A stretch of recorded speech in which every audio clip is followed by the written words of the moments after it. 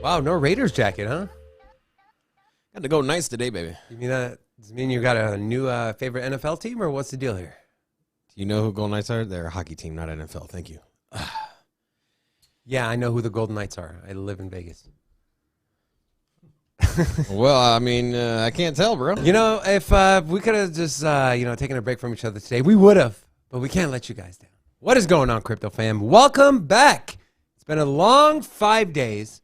Our last live show we did was a week from today, and we missed you guys. We hope you missed us, too. We had such a good time in Miami, but we are excited to be back here in studio in Las Vegas. Get back on our normal routine, our live shows, Monday through Friday, 10:30 a.m. I'm one of your co-hosts, David. Before we get into the content, quick disclaimer. Nothing we say on the show should be taken as financial advice, so please do your own research. With that being said, allow me to introduce you to my other host, Big Rob. What's up? Hola! It's your boy, Big Rob, back in the house. Welcome to Sin City Crypto. If it's your first time checking us out, we are an entertainment-focused cryptocurrency channel where we take the old, the boring, the stale information, and we package it up in a fun and sexy way. Also, here at Sin City Crypto, we don't just do live streams. We also do the deep dives and apparently little montage videos as well. And this is the live stream. Check out the deep dives. And then, if you haven't liked the video yet, what the hell is wrong with you?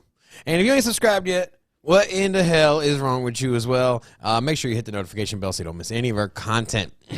Now, Bitcoin's down, but I'm up. I'm feeling good. Bitcoin, not feeling so good.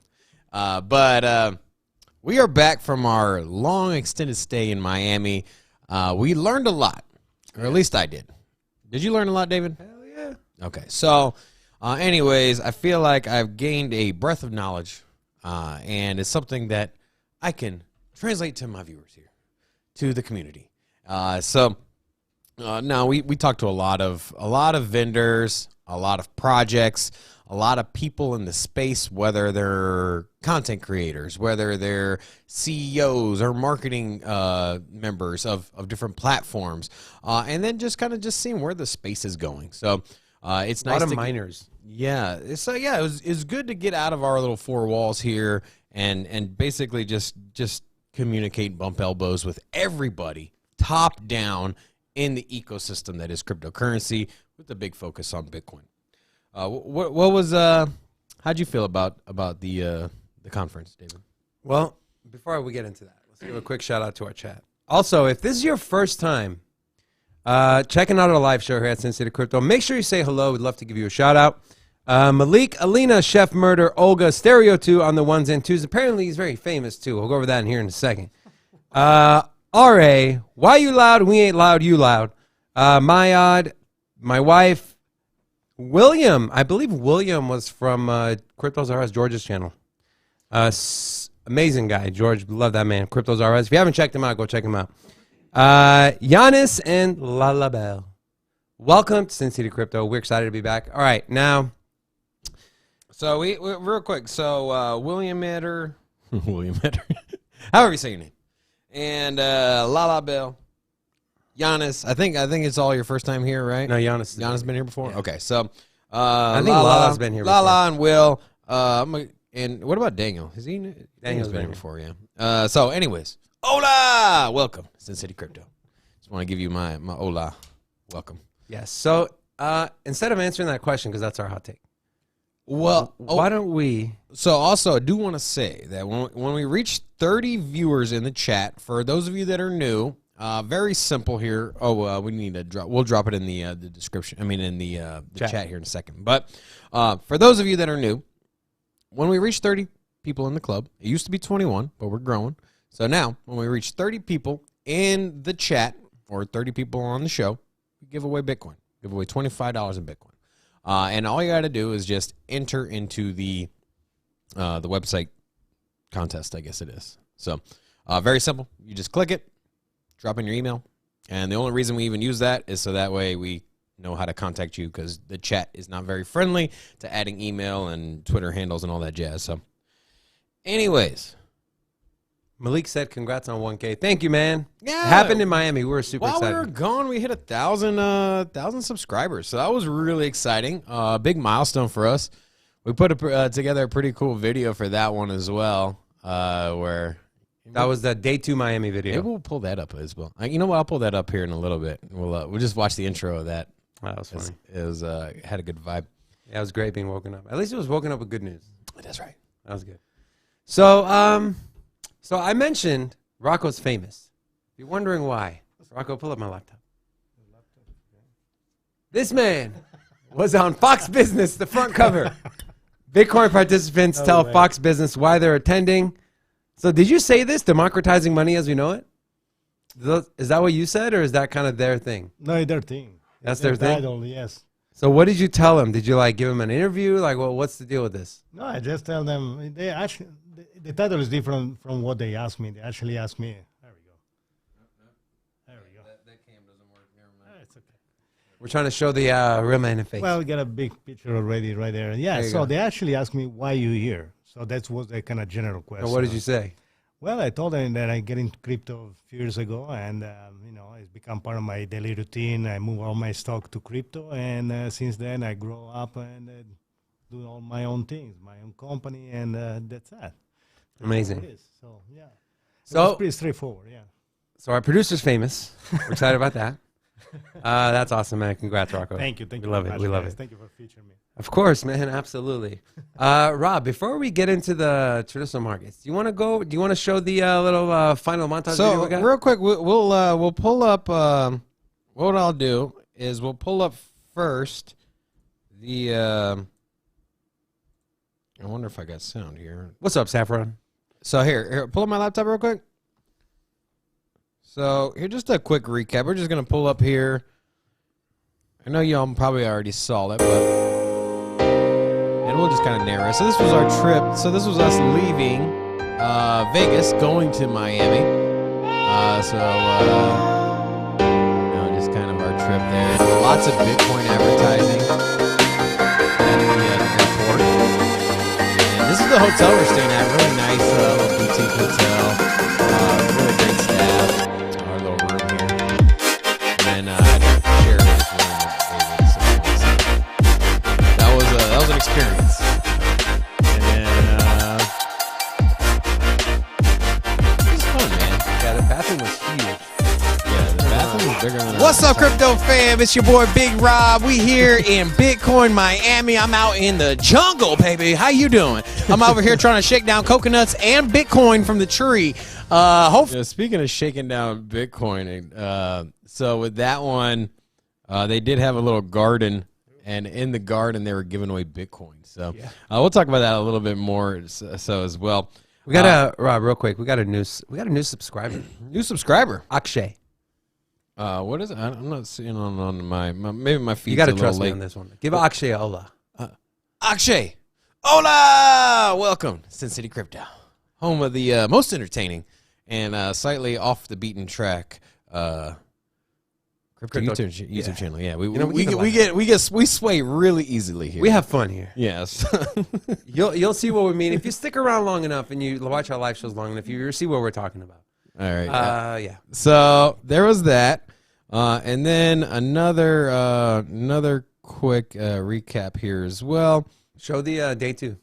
Yeah, that was the one I actually meant to show, but then I accidentally pulled up the other one. But anyway, so yeah, here, without further ado, we're going to show you just the intro of our other bed video last here. night, 900 subscribers. Wake up, 1,000.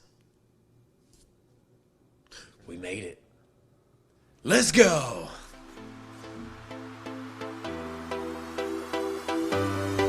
Baby boo boo, wake up. Guess what? Bro, we made it. 1,000 subscribers, baby. Shut up. No, we didn't. Yes, we did. Shut the fuck up. Look what I got in my hand. Let's go. Seriously? Party time! Brr, brr, brr. Other than like drinking some champagne early in the morning was great. There's just two of us, so we had the half-size bottle. Kind of disappointing there, but we had to go to the conference, so we didn't want to bring the full bottle. Yeah, we didn't want to get away from So Kevin O'Leary, the only high profile person you didn't get a chance to talk to. We're supposed to, but you never showed up. All right, now without further ado, we'll get into our newest video here. So Whenever you're ready, go ahead and pull this up. So this one's a recap of the last couple days, and we also we pulled in. This is more like all 4 days, and they had the Sound Money Fest at the end. So the last day is like this big concert thing going on. So, anyways.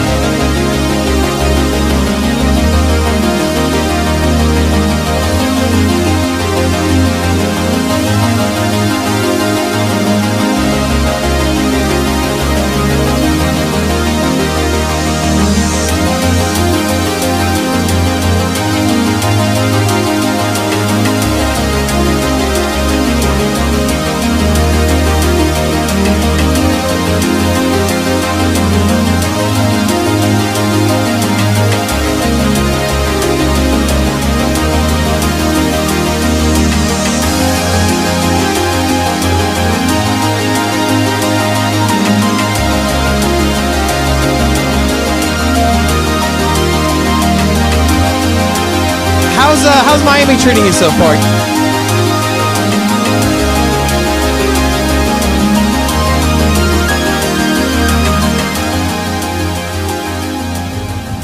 What's up, Crypto fam? Big Rob here. Hola!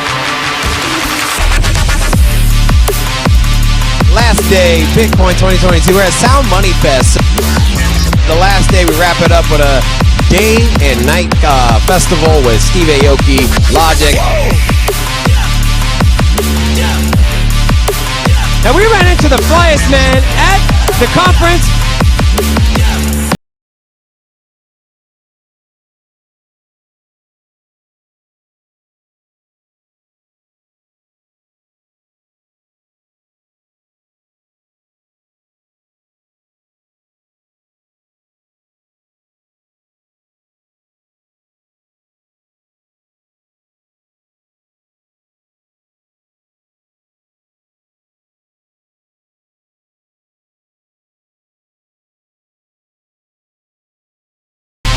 What a great video.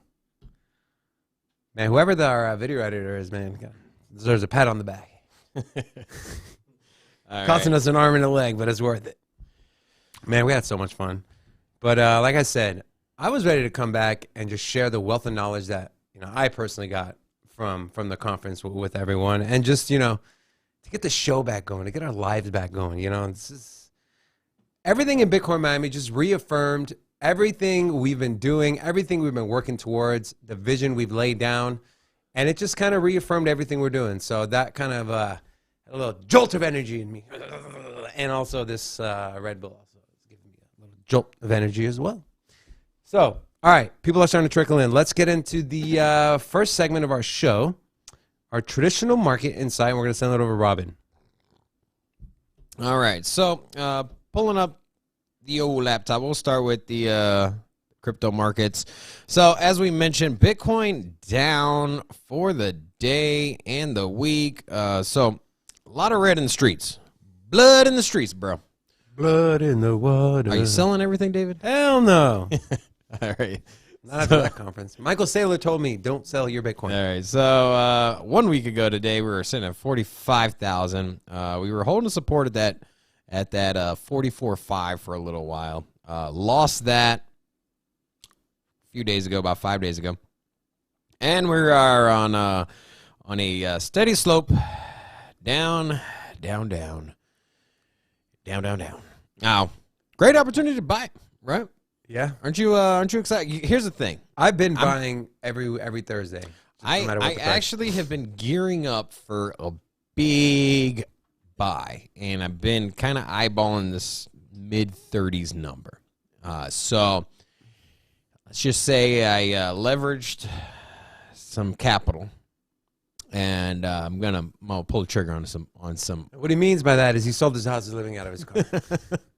Anyways, yeah, I have a substantial amount of fiat sitting on the side for a large portion, multiple Bitcoin. So So for me, I'm like, yeah, buddy, here we go. Because I was kind of sweating there for a while. I had it on the side. I'm like, man, I don't want to buy a fucking 50 and then just have it tank. So anyways, great time to buy. I'm still dollar cost averaging twice a month. So on the 1st and the 15th, I'm pulling the trigger on Bitcoin. And then when I see big dips, if I have money on the side, I'm picking that up as well. Now, just for today, we were at 43,000 24 hours ago. We're at 40,000. So just think about how big of a pullback, almost 10% just in 24 hours. And then for the week, well over 10% here. And then just to zoom out a little bit. 1 month ago, we're still above where we were a month ago. So a month ago, we're sitting at 39,000, over 40. So in the grand scheme of things, we are still on the up and up. And then once again, looking at the 3 month, we did have that big dip where we jumped all the way down to 34,000. I do think we're going to pull back there again. So as I mentioned, that's where I'm targeting. We're going to get a little bit more in detail as far as the technical analysis. We're going to pull up some charts here towards the end on our market analysis segment, which is all handled by David. So stay tuned for that. Also, throughout the show, if there's any projects you want us to take a look at, make sure you drop them in the chat. We will write them down and cover them at the end. Taking a look at the rest of cryptocurrency, let's see if we have any big standouts here, any big movers. Ethereum down 8%. This big $3,000 number, I think it's going to hold for a little while. As long as Bitcoin stays over 40, Ethereum should stay over 3,000. But big move down, man. Over 8%. And then look at the layer ones getting crushed. Absolutely crushed. Solana down 10%. Cardano down 10%. No longer over $1. Terra Luna down 10%. Avalanche down 10%. Layer ones are getting just hammered right now. Polkadot down 11%. And then your layer twos, not so much. Anyways, so that's where we're at. Taking a look at the old crypto bubbles. If you're not familiar with crypto bubbles, it basically takes the market and it puts it into It's the old, the boring, the stale, and packages it up in a fun and bubbly way. the fun and bubbly way, yeah. So here on the bubbles, we have two projects in the green, up 9% on what's it, SafeMoon, right? Yeah. And then the GMT, Stephen Curry, the Stephen coin. Mina had a big Mina pullback. down 16%. They had a big run up. Mina got listed on Coinbase over the weekend. I think it was on Friday. So a lot of FOMO in there, and then just a natural pullback. This is what we like to call the normal Coinbase listing. You shoot up 20%, you pull back 15%, right? All in the course of a week. That's generally how it happens. So if you see one of your favorite projects get listed on Coinbase, expect a big pullback. yeah, but just tie down the ropes because it's gonna be a fun ride. Now. Taking a look at where we are for the week on the bubbles here, kind of the same thing. SafeMoon, a lot of big push. Is that SafeMoon? Not a big. It's not fan. SafeMoon. It's not. What is Safe? Safe. So Safe is That'd be SafeMoon. aims to become the largest secure and private digital currency payment and application platform. So privacy and security coin. Yeah, ranked number 214. Oh, this should be the top 100. I don't know. We'll take a look at that a little bit more. And then for the year, wow, that's Safe. interesting. Maybe they're getting pumped This is up. a sign. SHIB is safe. Buy SHIB. Just kidding. Do not do not do that. NFA, not financial advice. All right. Now, taking a look at the Crypto Fear and Greed Index, we are at 32, down even more so than yesterday. This does refresh in 6 hours, so I'd imagine we're still going to be pulling down. So when the market is fearful, that's when you buy. Old Warren Buffett is that's his trading strategy. I mean, when if you believe in something, do you remember when Cardano was down to like was it like 70 cents? 77 cents. And then Bitcoin's down to 30,000. Everybody in my circles were just like, "What's going on with crypto, man?" He's my portfolio's down. I'm just like, that's how you know. I'm like, get that sour ass attitude out of here. You know- man. Get that sour ass attitude out of here. This is the time you should be excited when it's down, and you should be bummed out when it's up. Like you should literally have the exact opposite. Like when you see, I don't know if I you're- could be bummed out if I'm making money, but No. But what I'm saying is that if you're dollar cost averaging, if the market is up, you ain't getting the deals. You know what I'm saying? And yeah, if you're eyeing an exit position, you're eyeing take profits. It might suck if the markets are down. But at the same time, yeah. Anyways, that's my take. You know, Kathy Wood, she did an interview with CNBC, and she told them time, not timing, right? It's about how much time you're in the market versus trying to time the market. And right after she was done with that interview, I timed myself to pull up on her, and I was like, "Yeah, what's up?" Someone asked if she have a bodyguard. She did. Yeah, She had a bodyguard and a publicist with her. when you're a multi-billionaire, you can afford a full-time bodyguard. She was very abbreviative in her words. We just moved down to St. Pete, and then she said something about her and Sailor being simpatico, or I don't know. Yeah, that shit was over my head, man. I'm over here. I'm basic ass Las Vegas dude here, But I'm also an absolute trading genius. Okay, so I just need to know numbers, not language. Okay? I was giving Robin so much shit. I was like, you asked Kathy Wood, are you looking forward to hearing anyone speak? And she's like one of the most premier speakers at the conference. But then again, I'm like, shit, if I get an on the spot, on the fly interview with Kathy Wood that's not prepared, I don't know what I would ask her. Hey, will you put the link in the chat? Because I'm sharing my screen for the giveaway. Yes. And then pin it.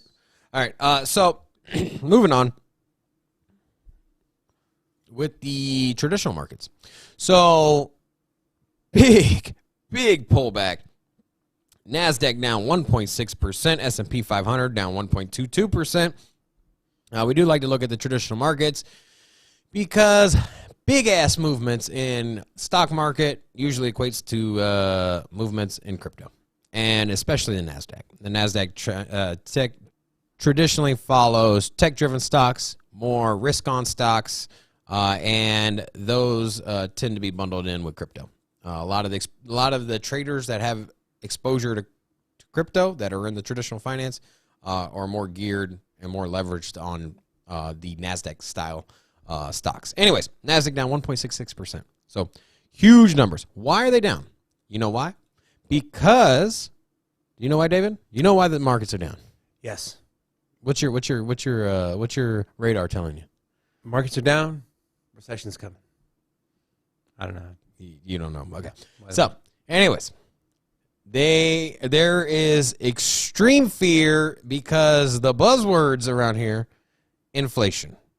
And inflation is expected to be breaking new all-time highs. And default. They're thinking maybe as high as 9%. That's ridiculous. And that's we know that's not the real number. So the inflation numbers the permissible inflation numbers between 0 and 2%. That's like the acceptable. That's what which is funny because if you inflate the money by 2%, which the Fed deems as that's good, 2%. You just keep adding that up every year. Every year you lose 2% of your spending power, and that's ideal. And then now, of course, we have this out of control situation where during the pandemic thing, can't even say what that is. Anyways, the virus thing that happened a couple years ago, we started seeing 4%. And then 5% inflation. That's year over year. So 1 year ago, the inflation from the year before was 4 to 5%. So they're already well over double what the acceptable amount was. And then now we're seeing, last month we were at 8.1%, I think it was. Yeah, a little over 8%. So 8% inflation over the year before, which was 5% inflation basically.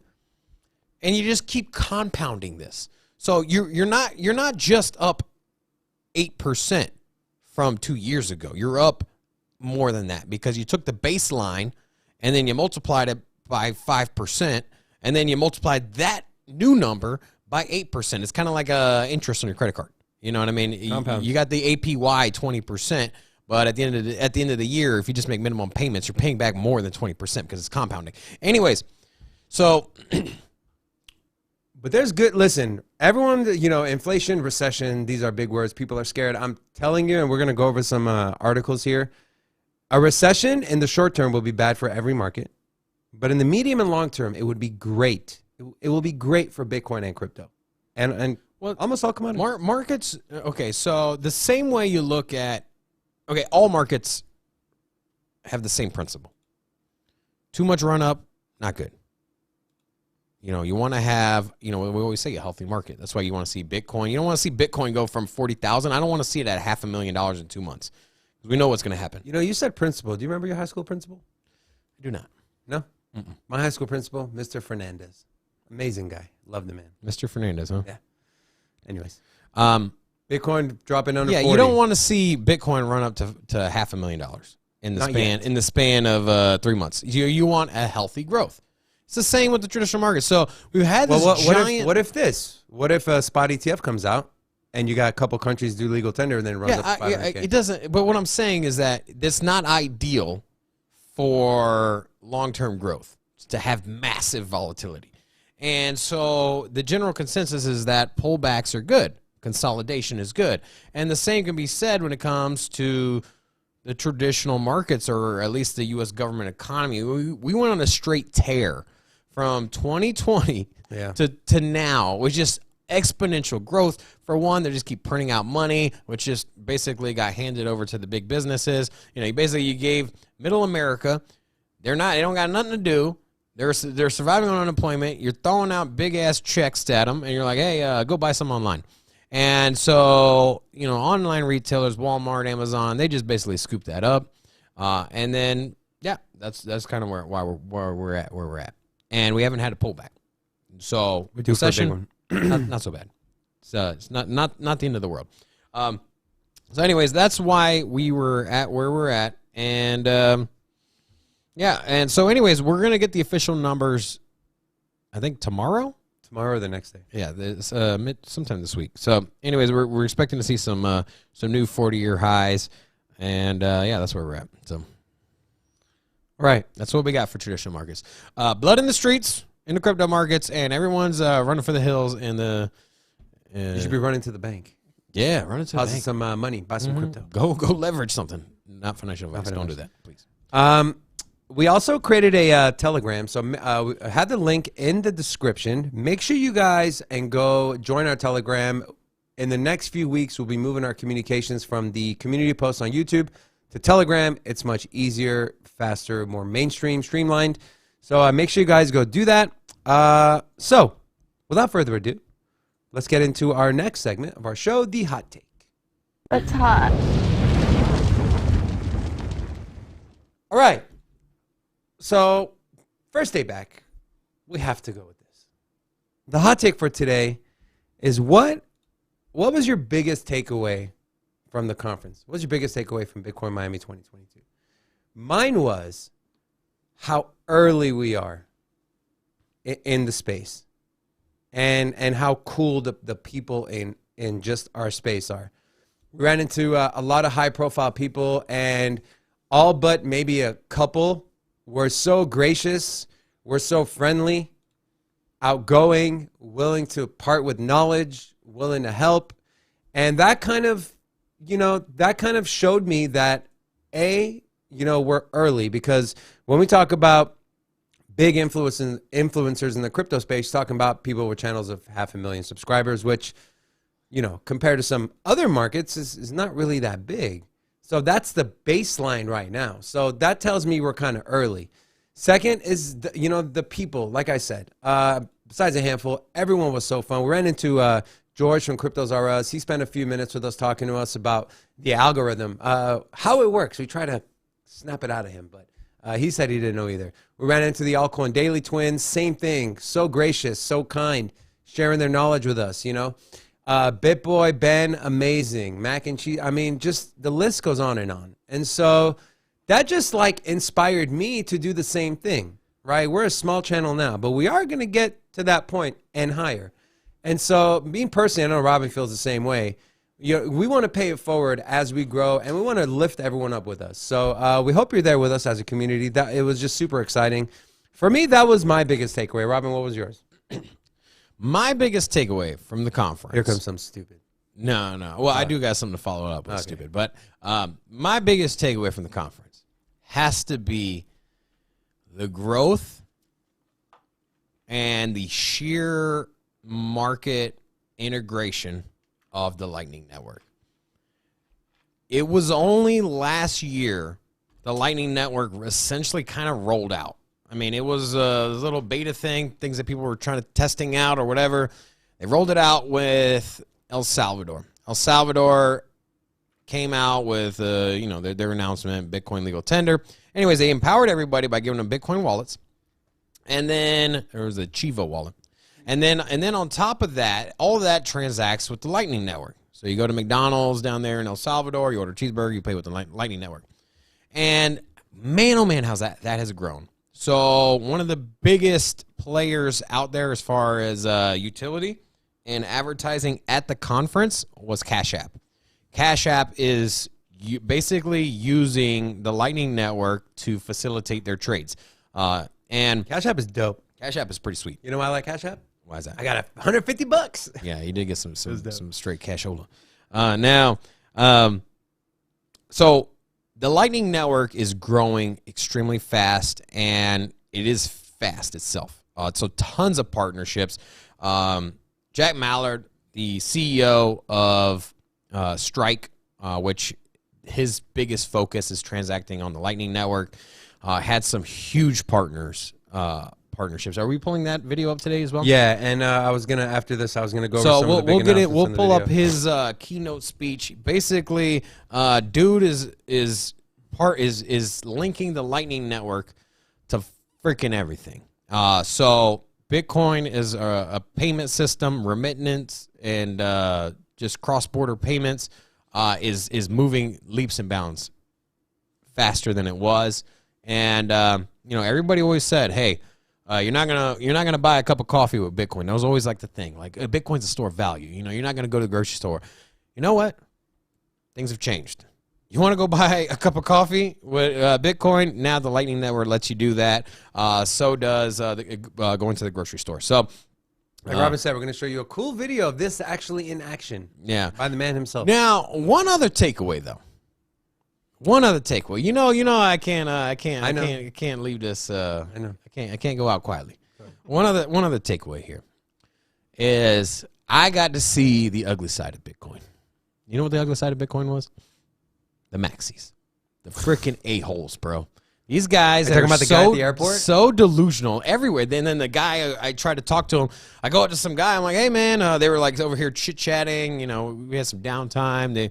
They had like the phones out. I saw YouTube on one of their phones. And I was like, hey, guys. I was like, you guys watching crypto YouTube channels or whatever? Like, we got one. And I gave him a card, and it said Sin City Crypto. And the guy's like drunk, and he's like sitting there. He's like, Sin City Crypto. He thinks it's like a altcoin or something. He's all like, no. He stands up. He's like, he's got Bitcoin. She's like, Bitcoin, bro, all in my face. And I'm just like, and I'm sitting here. I'm about to be like, yo, it's a YouTube channel on cryptocurrency focused on Bitcoin. Get out of my freaking face. But I'm just like, man, I ain't got time for this mess, bro. So anyways, I fall back.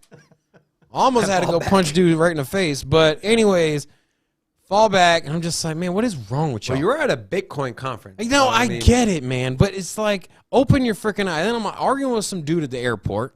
He's over here. He's like, no, everything's trash, bro. Bitcoin. And I'm sitting here having a conversation with him. I'm like, look, man. I'm like, Bitcoin is a software that lives on the internet. It's not controlled by anybody, but it's a software. And you see all these other platforms out there that are blockchain technology. So, like, if anything, you should be proud that the technology that was built by blockchain is being adopted by the world in different facets. And I gave him an explanation, like just think of the logistics or the healthcare system where you can transact and move data in a seamless and transparent way, so that way everybody can access it. You can have health records or your school records, or if you're in a impoverished country and you don't have your transcripts loaded up on a data server because you're in Kenya and they don't have data servers with all of the health, the public records for your transcripts, and you try to go to university here in the U.S., it's extremely difficult. And so there's benefits to the blockchain technology, you're not going to run this crap on Bitcoin network. I mean, let's be real. Like, we're joking around. You go buy a cup of coffee, yeah, but you're not going to do everything on blockchain now. At least not on the Bitcoin network. So the technology, anyways, man, I'm just like so irritated, man. And so for me, it's like there's innovation, and then so there's innovation. There's Bitcoin network. It grew to what it is, right? It started out as new technology, very innovative. It spurred new innovation as well. The technology itself has spurred all these new ones. You got Cardano, all these other smart contract platforms and other platforms. They're innovative, and you know you get the scams, and you get scams, and then you get projects that are trying to apply blockchain to things that don't need it. You know what I'm saying? Like, hey, I saw an advertisement out there, and I'm not trying to crap on anybody saying it, and I haven't done any research on it, but just preliminary, I look at an advertisement, it was like, earn Bitcoin while you sleep. We pay rewards for your sleep hours. And I'm just thinking to myself, like, why the hell are you paying me to sleep? Like, Why not? like, no, that's what I'm saying. You don't need to apply Bitcoin to everything. You don't need to apply blockchain to everything. Why not? Because some things are just done. You can just sleep naturally. You don't need to pay somebody to sleep. Yeah, but it's better if you get paid No, to it's sleep. not. Okay, right. here's a Who video. likes to Here's a get paid video. to sleep? Here's a video I got for you. I pulled up something here. Okay, pull my Rocco, laptop. would you like to get okay, paid to let me sleep? tell you something here. Okay, burping a baby, right? It's a very simple process. Okay, you put your baby on your shoulder, you burp the baby, right? You don't need to overcomplicate. You don't need to reinvent how to burp a baby, right? Okay. It's simple. You put the baby on your shoulder and you burp the baby.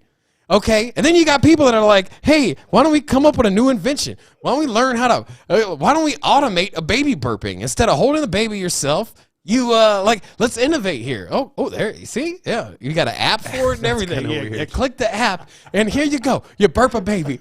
And it's just like, Where the hell did you find? What is that?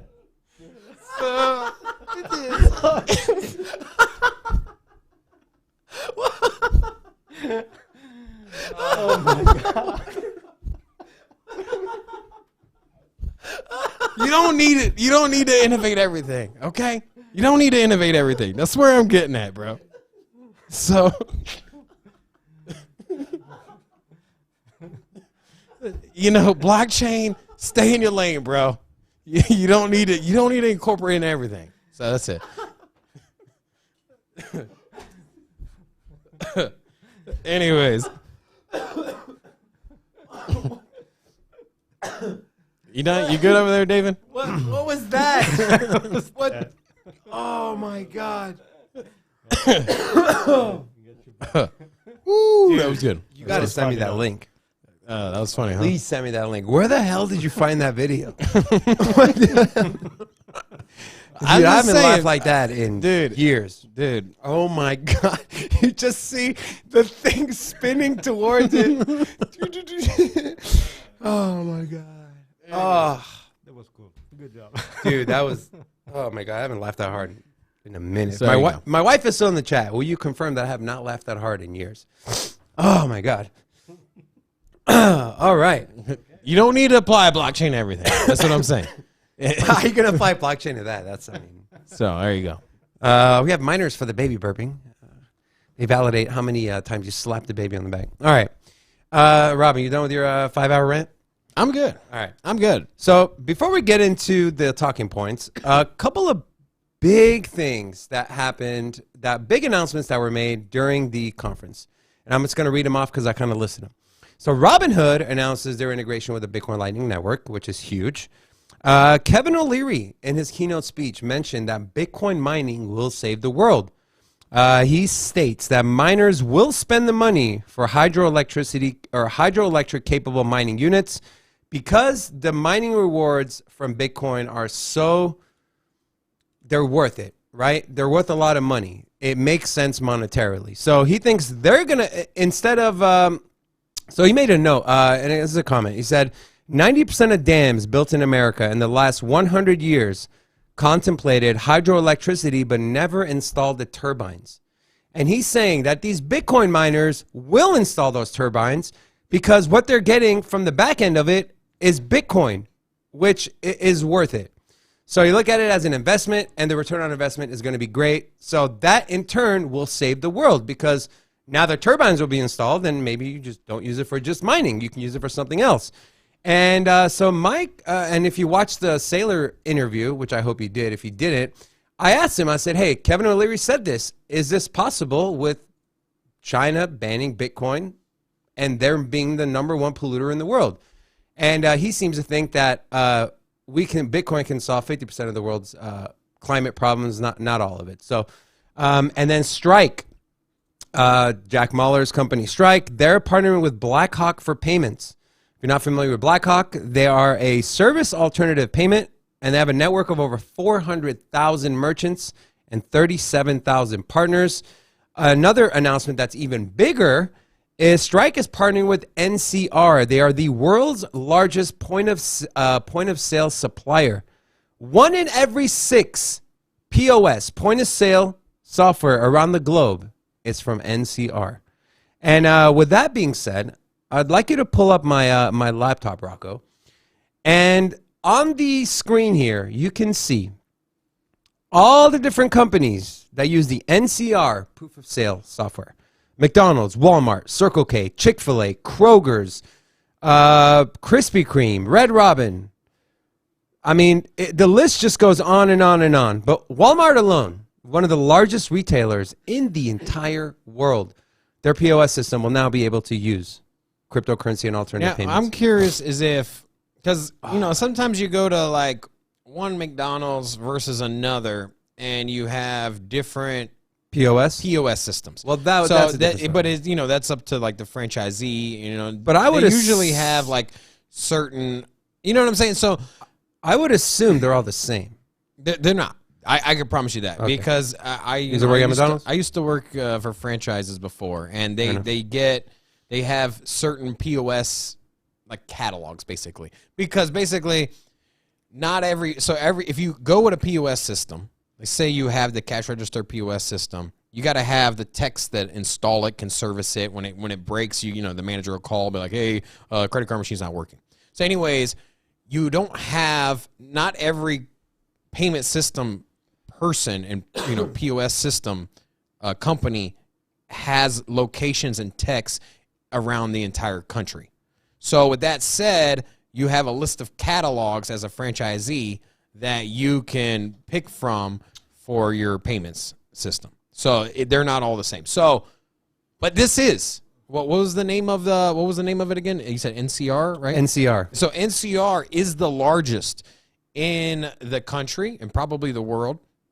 And because of that, they probably have the most amount of merchants signed up on this list. So don't be surprised that if you go to McDonald's, you go to Walmart, you go to Macy's, you go to Best Buy, you're going to be able... Dude, I go to Macy's. Man, I love Macy's, man. Really? Yeah. Weirdo. They got good prices on jewelry in comparison. Like, hey, man, I'm telling you. Anyways. Compared to the jeweler, Macy's is a good place to go. Also, you got your name brand clothing. They got okay, good, so if you guys are wondering exactly how you can use Bitcoin and alternative payments at these places, here is a video of the man himself, the CEO and founder of Strike, Mr. Jack Mallers. By the way, he's only 27 years old. 27 years old. Like one of the most impressive, if not the most impressive 20-year-olds I think I've ever seen. So, right place, right time. Let's go ahead and watch the video. Take it back to my laptop, please. And so I used it for the first time recently. Watch this. Yo, we're in sunny Chicago. We're gonna walk into a grocery store and buy some Coke over Tor. A card network is not gonna process this transaction. Bitcoin's open monetary network is gonna process this transaction. Let's go! Hello. Hey. Can I check out each of these separately? I'll do the Coke first. Let's buy some Coke over Tor, ladies and gentlemen. Boom. Open payment standard. This grocery store is showing an open payment standard to receive dollars in their cash register. I could use any Lightning wallet I want. I'm gonna go with Zap, which is connected to my Lightning node running over Tor at my house. So I simply hit send, scan the QR code, confirm by entering my PIN, and Bitcoin is leaving my node over Tor as dollars enter her cash register. Boom. I'll go with Peanuts next. Shout out Peanuts, if you know, you know. And I will go with the one and only Cash App. 70 million Americans can do this. I'm simply going to scan the QR code again, enter my PIN, and confirm the Lightning payment. Money is leaving Cash App over an open payment standard and entering dollars in her cash register. Can I use pay with QR code for that Bud Light? Thank you. We've also integrated, for point of sale systems that are not interoperable, an ability to pay with a QR code. So I'm going to present my QR code. Awesome, thank you. I have it programmed to open my Moon wallet. I'm going to confirm my PIN. I have the payment pulled up right here. I'm going to send. Should be good? Yeah. Good to go? Yes, we're good to go. So, Introducing Speechalone, the most natural. All right. So that is. Oh, what is this? Oh, sorry, that's me. Oh. Good. So he walks up in there and shows you 3 different ways that you can buy stuff with the Bitcoin, the Lightning Network. And that's like this is just the very beginning. So all the people that say, oh, Bitcoin is just pumped with air. Well, there's your. I'm about to take a big ass breath then, if that's the case. Because here, real quick. So with the with that video, basically you're seeing the versatility of the Lightning Network. You're seeing payments, and what you saw there was he paid for 3 different items with Bitcoin with 3 different wallets. So let this kind of sink in. So he paid for it with the Cash App, which is basically has his Bitcoin on the Cash App, and he just basically taps or scans the QR. Yeah. And then he did it over basically the Tor network. the Bitcoin leaves his Cash App and then goes straight to the merchant and cash. And then he does one where he uses the Strike network, or he uses Strike wallet. So Strike wallet, that is the platform that Jack Mallard basically runs, or that he's the CEO of. So Strike, they basically incorporate your wallet into your traditional checking account, or savings account. So the cool thing about that is that you can transact, you can pay for in dollars.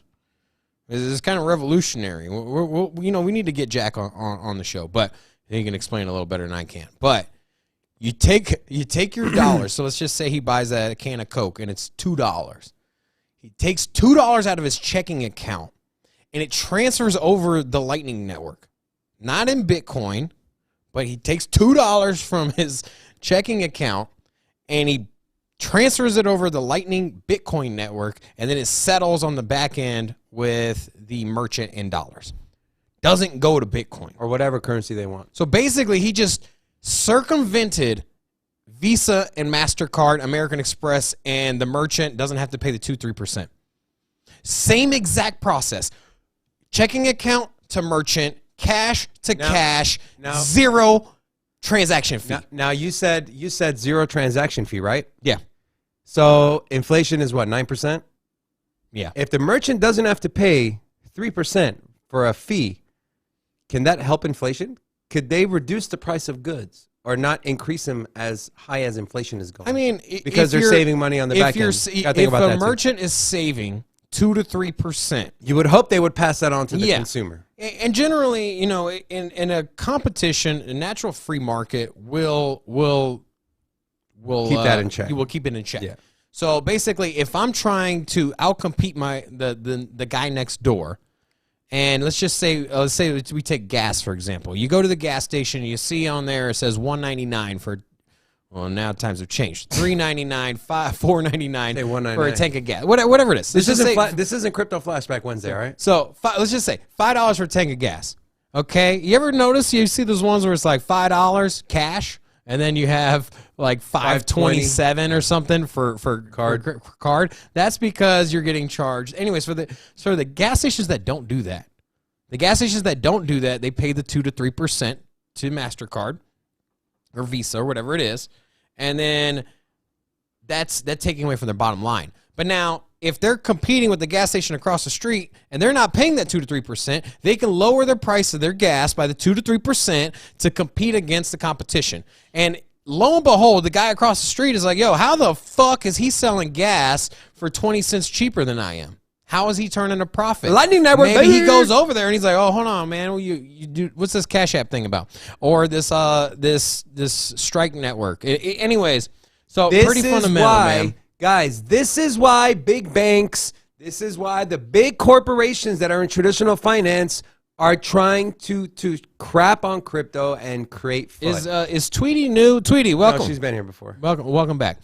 Real quick, I do want to show, so Cash App, anyways, we got hit upside the head by Cash App a lot. And one of the things they did, they had the botanical gardens out there at the conference, and there they hid Cash App.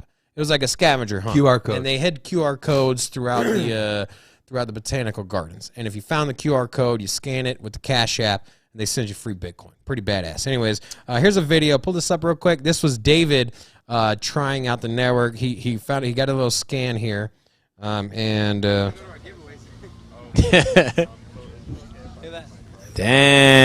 that's what's up. Hell yeah. Hey, get this right here. So I just went. Here, let's step out here. So over here at the Miami Convention Center, they have this botanical garden where they've hidden QR codes. And you can scan the QR code and you can get lucky and win Bitcoin. Well, guess what? David here just won $100 in free Bitcoin. Most of the prizes are about $5. I heard someone got 250 yesterday. And there's also a QR code to get one whole Bitcoin. You buying lunch today or what, bro? Hell no. It's going straight into my. Robin's always trying to get some for free, man. Seriously, anyway, I could be like, yo, I just found a quarter on the floor. Hey, so you buying coffee? Buying bubblegum or what, bro? Let's go. So, anyways, to harp back on our hot take.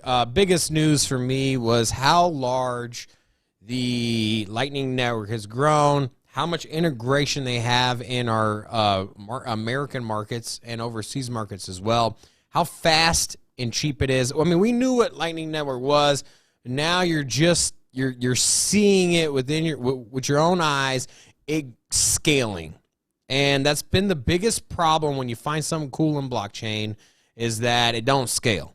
Everyone's all like, at first they're like, oh, Bitcoin's a badass. But hey, you know what? It takes fucking 5 hours to to get your final, finalize your transaction. To get however many blocks on top of it or whatever.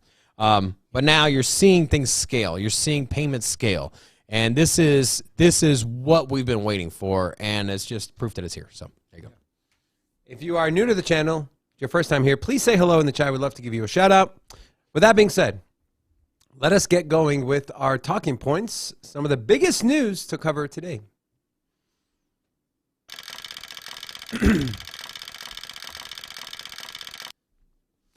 All right, so pulling up the laptop, the first article we have here. Now, crypto is down, but fear not. U.S. banking giant issues dire economic warning, says shockwave could send crypto and commodities soaring. Bank of America strategists reportedly say that a shift in the macroeconomic landscape could be the catalyst that sends the crypto markets to higher prices. The analysts say that a deteriorating economy would likely force the Federal Reserve to tighten its monetary policy to control persistent inflation, which could put big sell pressure on equities and traditional assets like stocks.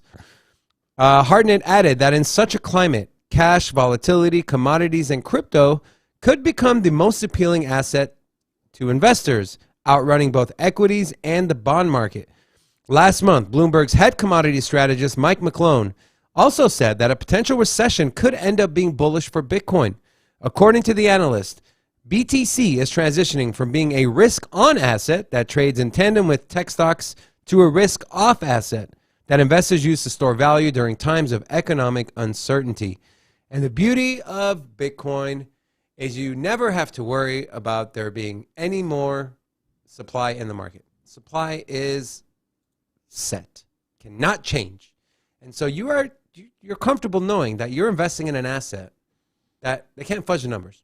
So, Robin, what are your initial thoughts on this article? Bloomberg, Bank of America, they know what's going on. Are you surprised that they're out here saying this kind of stuff? No, not at all. I mean, they know what's going on. Bitcoin is here to replace what they're comfortable with. And so, you think they're starting to realize that, hey, we better get with the program here. We're going to get left you behind. see it. First of all, the banks are aware that crypto's coming, and it's coming fast.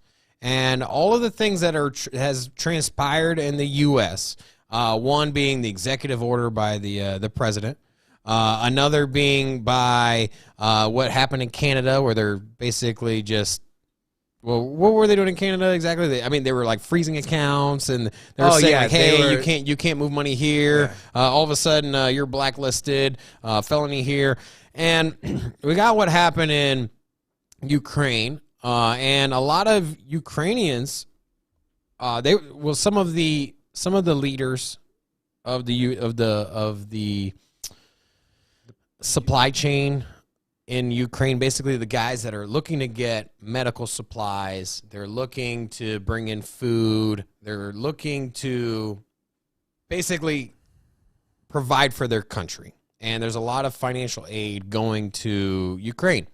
And there was this interview, or basically, it wasn't an interview, but they just took the video down, or they showed the video, and some of the Ukrainian officials were like, hey, the guys were like, can you just send us Bitcoin? Because when you send it, it's here instantly, and then we can buy goods with it tomorrow. Versus how it used to be, where you'd have to wait. Say basically you donate to Red Cross. How long do you think does it take for that money that you donate to Red Cross to get to Ukraine? And how many people are dipping their hands in that money? Yeah. And so that's another example. So you have all these things transpiring. So you got the banks. They're seeing all of this. They're seeing money leaving checking accounts. You're getting people not putting their savings into banks, and they're rather do it with interest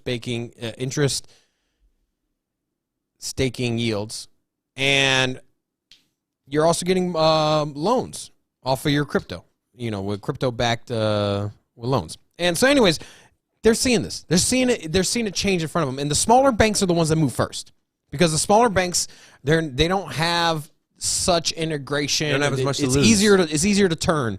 You look at it as like a speedboat, or like a little fishing trolley. You got a small little ship, and here comes a big ass wave. You can just turn that thing real quick. You can adjust, you can move. But now just imagine you have an aircraft carrier, Bank of America, Wells Fargo, and you see something ahead. You need to turn on a dime. Think about how logistically hard it would be for you to turn a battleship, or to turn an aircraft carrier. So the larger the institution is, the harder it's going to be. So they see the writing on the wall. The small banks are moving. That's why you're seeing small banks in like Wyoming, in Central America, that don't have so many branch offices. They're changing. They're offering crypto services. Well, also it's a way for them to kind of take some market share away from the big players, right? I mean, they can move first. Yeah, you're at the beginning of innovation, and if other people don't see it, then you have the opportunity to jump on it and take it. Why not? Because you might not ever get the opportunity again. Yeah. So this is great. We've been talking about this now. Obviously, recession and inflation, it will be bad in the short term for every market, right? Not just in the U.S., but across the globe. But eventually, these assets will start coming out of this recession.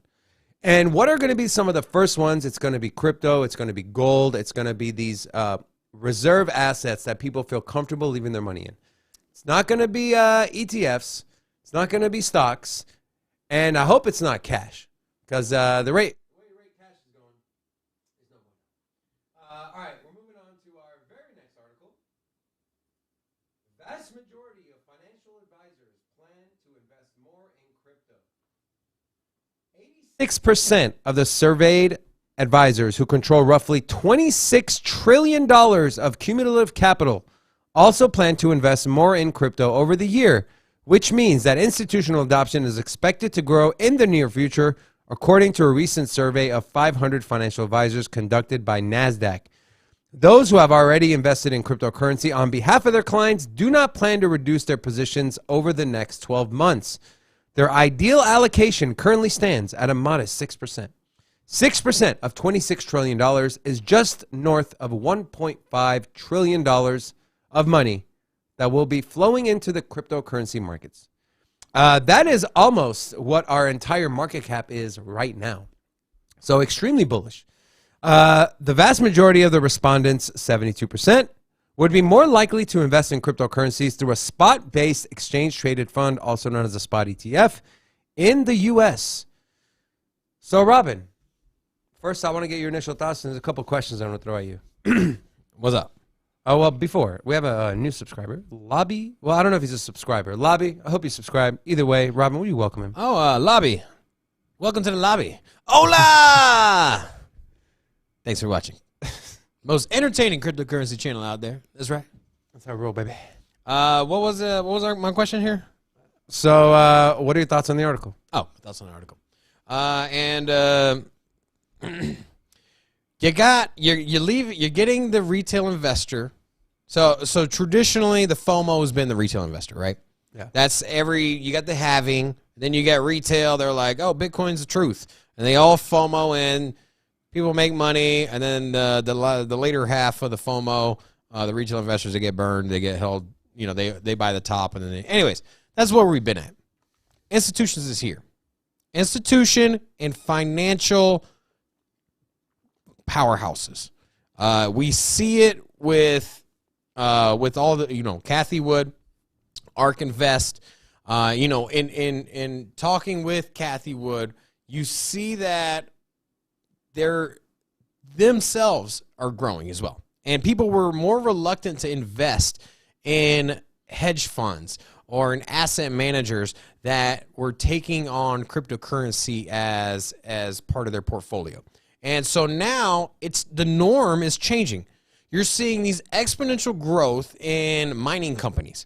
Bitcoin miners are exploding. Just a couple years ago, you had like 2 or 3 publicly traded mining companies. Now you have over 20. You're seeing the top performing hedge funds and asset managers being heavily involved in cryptocurrency. And so now, if you are a financial investor, if you are in charge of somebody else's money, or you're just making a living on Wall Street, you're seeing everybody else make gains. It's no surprise at all that these people are like, shoot, man, I want some of this. And so just affirmation of that, bro. And it's writing on the wall. We're here. And just so y'all know, we're at 29 viewers. When we get to 30, we open up the club. We get this thing popping. We have a party in here. So make sure you don't leave. All we need is one more person, and we're going to open this thing I up. wasted all my energy on that video laugh. You did? I'm drained, bro. That Bro, thing drained. if you missed Drained if you the missed life out of if you me. missed if you want to see Oh my God. David laugh absolutely hysterically, make sure you rewind the video. I'm not towards the sure beginning. I've ever laughed that hard, to be honest with you. Bro, he had no idea that was coming. I Honestly. had zero idea. I lined that one up good. Hey. I lined that one up good. that Your was boy, That was good. your boy be looking sweet. So now, Robin, this article says 72% would be more likely to invest in crypto through a spot ETF. Yeah, I Do mean, you see that's- that number changing? Or Here's the thing: you want exposure to crypto, you can just go buy it. You know what? Institutions, yes. Financial investors, you want it, go buy it. It's you know what I mean. It's not that it's not that crazy. Oh, we're over 30. Let's go. Studio cam. Studio cam. Let's go.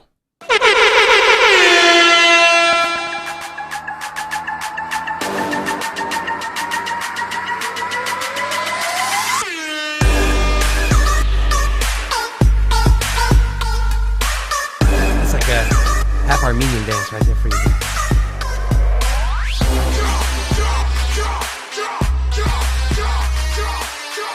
You know, I've been to a lot of Armenian weddings, and the airplane is very common. Bro, you know what? I don't know how it is in Armenia, but Eastern European and Middle East, they just throw the best freaking weddings ever, bro. Listen. I went to Let me tell you something. I went to a Middle Eastern wedding, and bro, they had people on chairs, and they're like, Oh, yeah, very jumping up common. and down. They're like breaking glassware. They're just like, they don't care. They got cigars. They're like, we're inside this like nice posh, like, you know, up the smoking date their place. cigarettes They're in there? smoking cigars and cigarettes inside the main, and then the staff is like, yo, sir, you can't smoke, and they're just like, okay, they just put it out with their foot right there on the marble No, floors. on their tongue.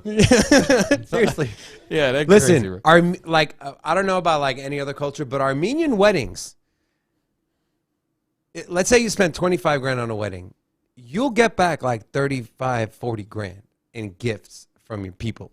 So I know of one person, I know for a fact that he did that to make money because he married 3 women in a span of 3 years. Damn. And all random women he met. And he was rug pulling the fam. He was rug pulling the fam, bro. He was rug pulling the fam. Man, He's like, hey, that you was know, some your B- boy that was some BS. found the one and only this time. That was some BS. All right, so And- we're giving out. You know what? Since I won some Cash App money, let's give away 50. 50. 50. All right. So take a look at the chat down below.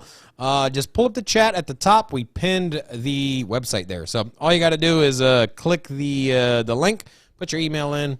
It's not we're not spamming you. Yeah. We're not selling We're your not email. collecting data. It's just hard for us to contact people. So this is the easiest way. We just put the link in there. So yeah, take a look. Yes. Also, we had do we have somebody new in here? Saif. Saif's new, right? He's been here. No, he's been here. He's been here. You Well, know, welcome back, bro. See how I stopped you from that Ola? Yeah, you get no old off from me. Fahima, I'm not sure if Fahima's been here. Fahima's been here. Yeah, for sure. Okay. Yeah. All right, let's move on. So the show is probably going to go on past noon or 3 p.m. Eastern, wherever you're watching us from. Big news from Near Protocol. Now, Near was on an absolute tear until the market dipped. But here we go. Near Protocol is set to launch their own stablecoin. The share post indicated that the Near Protocol would soon bring out its own stablecoin, offering users an attractive 20% yield. Named USN, will be developed in collaboration with other well-capitalized stablecoins. No timeline has been shared internally about the imminent USN rollout. Near is scheduled to launch on leading global exchange Coinbase in the coming months. So expect a big buy-up and then up until they list on Coinbase, and then as soon as they list, just expect a sell-off too. So just get used to that, guys. Buy the rumor, sell the news. Buy the run-up to listing, and then sell when it gets listed. So this is what happens. Just expect it. It's the ebbs and flows of the market. All right. Robin. What's up? This article also states that Near can now go head-to-head with Terra Luna with the stablecoin It rollout. sounds like they're on the same rollout. So the reason UST, so I'm going to give you the play-by-play here in a shortened version. Yeah, keep it short. So Terra, they got their DeFi protocol. They have their own stablecoin UST. They basically did a funding round. Did a bunch of funding rounds. They stacked up a bunch of cash. So you got a protocol, tons of value locked up. I mean, they're giving out that extra. So basically, the staking is usually the rewards that you get from staking are from, other lenders lending it out for leverage trading, things like that. You're only getting X amount.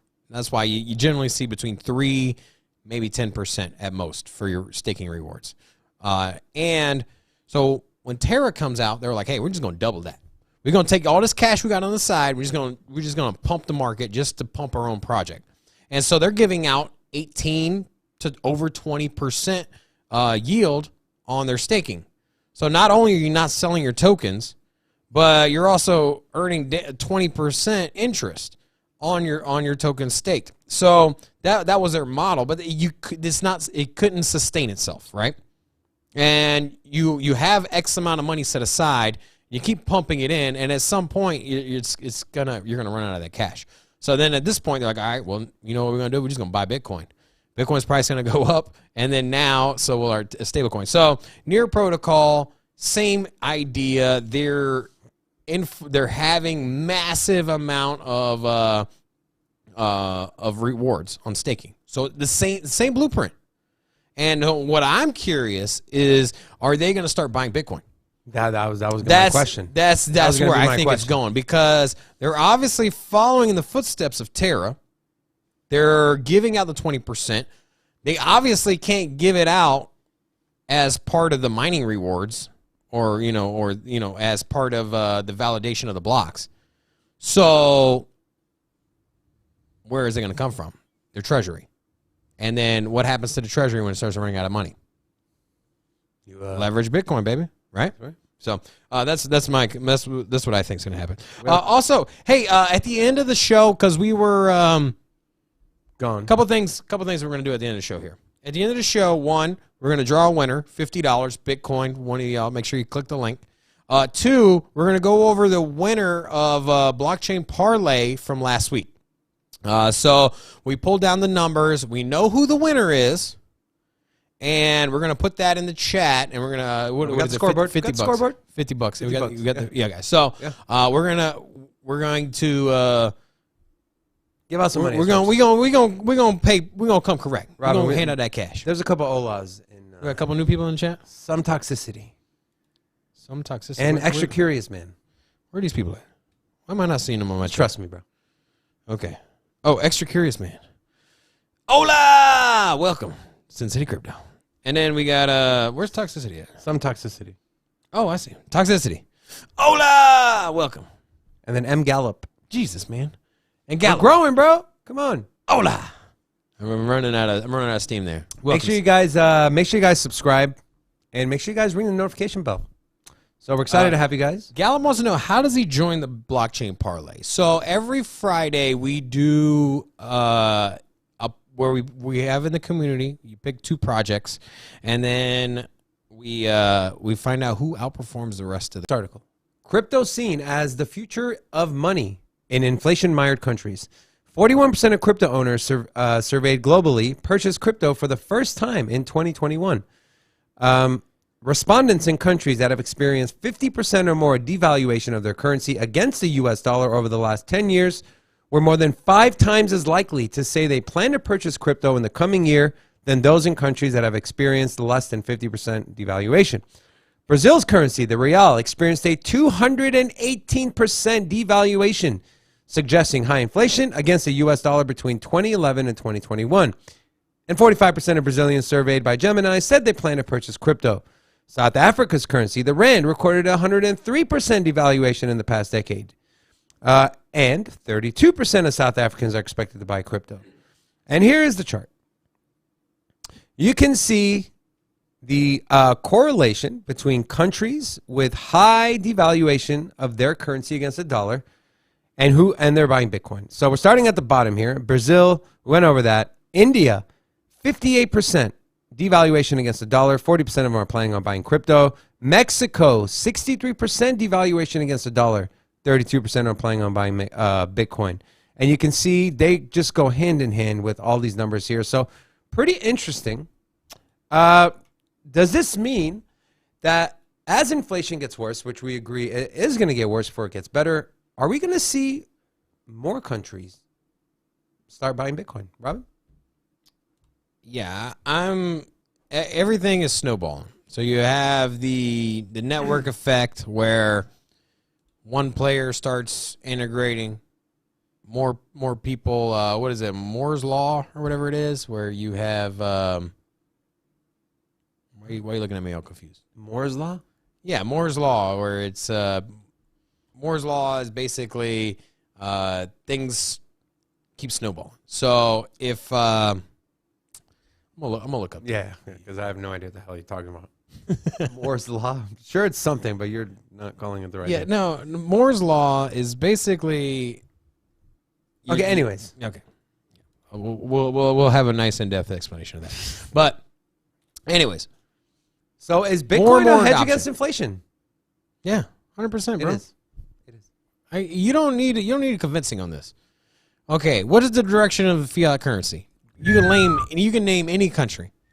Okay, here's the thing.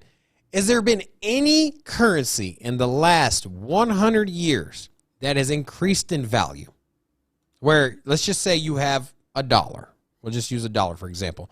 But you just take that and, 1 yen or one peso, whatever it is.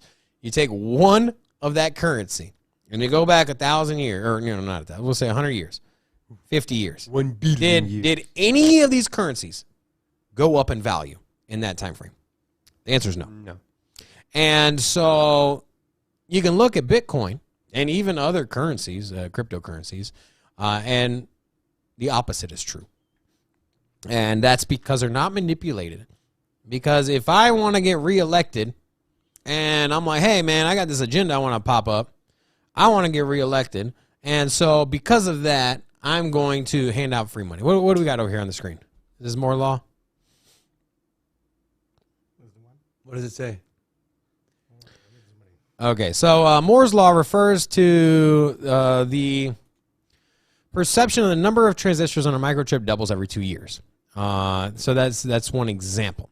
And because you take variables and they increase substantially. So if I have one, so think of it as like a virus spreading.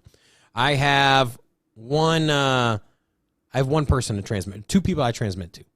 And in turn, those 2 people, but instead of saying a virus, you say the idea of Bitcoin. So you get orange pilled. And then those 2 people go out and they tell their friends. And then they get 2 other people to join the Bitcoin network. The same can be said when it comes to nation states. The same can be said when it comes to nation states. So one country starts adopting Bitcoin. You got the next door neighbor, Honduras. They're using the dollar. They're like, hey, seems to be working out for you guys. And so then they plug into the network. And so Moore's Law is an equation where it follows this along. And as people plug into the network, also Moore's Law works in reverse.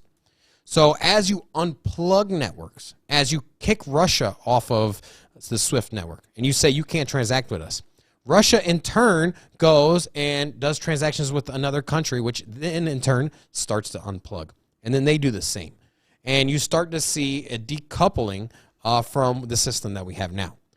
So that's where we're at. You're seeing an exponential growth of the adoption of Bitcoin, not only by retail, by financial, but also by nation states. And that's why I'm so bullish on Bitcoin, man. I think you're going to get this huge run up because just imagine if the U.S. buys $100 billion worth of Bitcoin, right? I mean, they could easily do it. As far as what's on their treasury reserve, they could sell some gold, or just use some cash on hand and just allocate some Bitcoin. And then what happens if the U.S. does? What happens if Germany does it, or if the UK does it, or if China does it? If China buys up a bunch of Bitcoin, what do you think the U.S. is going to do? They're going to be like, oh, yeah, hold on, hold up, let's get some. Hold of that. up, Let's get wait some a of that. minute. Let me get some of that on my balance sheet too. So. Yeah, there you go. All right, let's move on. Bitcoin's 5-year returns outperformed world's major indices average ROI by 1,645%. The growth of Bitcoin in recent years is highlighted by the asset's significant return on investment, also known as ROI, that has dwarfed major stock market indices over the same period. And here's a chart. Bitcoin compared to the S&P 500. Over the last 5 years, Bitcoin has outgained the S&P by over 1,700%. Dow Jones, almost 2,000%. And finally, the NASDAQ, 1,228%. It's no coincidence that NASDAQ is the least ROI in comparison to Bitcoin as far as the difference. Because, NASDAQ, Robin talks about this all the time. NASDAQ follows tech stocks and obviously technology, fintech, blockchain, kind of the same thing with crypto. So if you would have invested in S&P and Bitcoin over the last 5 years, you would have exponentially grown your money if it was in Bitcoin. You could have seen it. So are we saying don't invest in the S&P, don't invest in NASDAQ? No. We're just saying that, remember this, when Bitcoin is down, right, it's not about timing, it's about time. If you would have been in the market the last 5 years through the ups, the downs, the 20K, down to 3K, up to 5K, down to whatever, you would have came out ahead. So just keep that in mind when you start getting fear in your head or FUD in your head, or you hear people spreading FUD. Just keep that in mind, right? Follow the money. Where is the money going? The proof is literally in the pudding, right? I mean, I don't know what else you need to see. Do you like pudding? Just a question. I love chocolate pudding. Yeah. Do you like the snack pack fake chocolate pudding, or do you look like No, a I snack make pack kind of guy? I make mine from scratch. Anyways, what do you yeah, got? those Any? snack pack ones, those are like artificial, man. They're made with like homogenized oil and all that crap. Yeah. No good, bro. So you got anything to add to this article before we move on? No, I'm good. All right. UFC to pay fighters Bitcoin bonuses in expanded Crypto.com deal. UFC is adding a new cryptocurrency bonus to its pay-per-view events, $60,000 worth of Bitcoin to be distributed to fighters based on a fan vote. The new bonus is part of the 10-year, $175 million partnership between the UFC and Crypto.com. Man, Crypto.com is just dropping money left and right. Literally, I mean, they spent $700 million on Staples Center. They spent $175 million here. They spend God knows how much on those Super Bowl ads. So they're spending money, no expenses spared. And this was the biggest sponsorship in UFC history. For each pay-per-view event, fans will vote on the most deserving fighters. The top vote getter will win $30,000 worth of Bitcoin, with $20,000 second place and $10,000 for third. So every month, UFC will be buying like 1.5 Bitcoin just every month. So this is great. Crypto.com has been an official UFC partner for less than a year, and I'm telling you, they are already one of the best partners we've ever had, said Dana White, who was a UFC president. So, oh God. Robin, do you got anything to add here? Oh, so we got somebody new in the chat. I wonder who it is. 702 Doge Pim. Hola! Welcome, Sin City Crypto. I know you're making assumptions, but you don't know. Fair enough. You don't know. All right. You got anything to add to this? I mean, Crypto.com, UFC. Are you surprised, or are you like, what are your thoughts on all this money Crypto.com is spending? Do you think they can spend some of that money on better customer service? This was the natural Could they evolution. spend some of that money on better customer service? Because I'm telling you, I had an issue with depositing money. And I texted them the little chat. 5 hours later, I got a bullshit response. Mm-hmm. Nothing was resolved. So,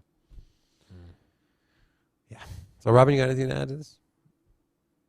It's not. It was a natural recourse or natural evolution of a partnership with that awards that pays its prizes, and you see it like on golf tournaments where you get a hole-in-one or you win the thing. You get like the Buick Classic. They give you a Buick, and so at some point, if you're partnered with UFC and you're paying people large sums of cash as a reward, and your major sponsor is a crypto company, so it's only due time before you start paying in cryptocurrency. So there you go. All right, let's move on. Some bullish Cardano news, although it is under $1 now. Nearly 1,000 projects are now building on Cardano as ADA ecosystem flares with massive activity. With the Hydra upgrade fast approaching, the Cardano community has been focusing on ensuring steady growth and system enhancements. NFT projects have had the largest level of activity on Cardano at 47.9%, as creators and users bet on the blockchain's promising stellar performance. In late March, Milkomeda, not milk of magnesia. Oh, milk of magnesia. Milkomeda, a layer 2 protocol delivering EVM capabilities to non-EVM blockchains, went live on the Cardano mainnet, allowing users to deploy Ethereum dApps on the Cardano ecosystem for the first time. If you're not familiar with EVM, it's Ethereum Virtual Machine.